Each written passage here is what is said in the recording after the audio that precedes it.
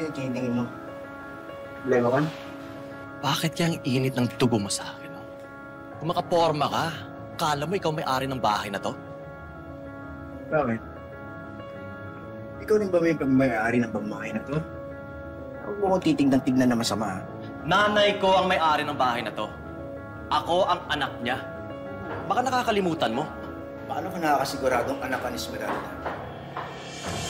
Igor! Ano nangyayari dito, ha? Ano nangyayari dito? Ano ko dito sa ampon mo?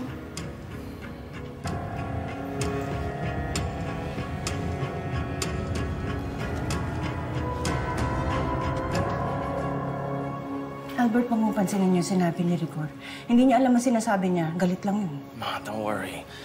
Matagal ko nang alam na ampun ako.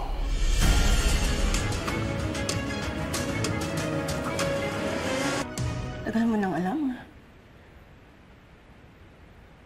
Sino nagsabi sa'yo? Wala. Naririnig ko lang kung kani-kanino. Kinayaya dati. Sa mga kasambahay. Matagal ko na rin nararamdaman.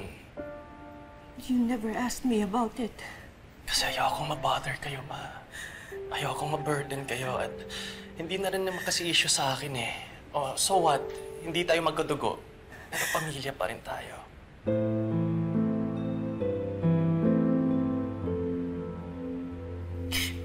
I love you, son. I treated you like my own.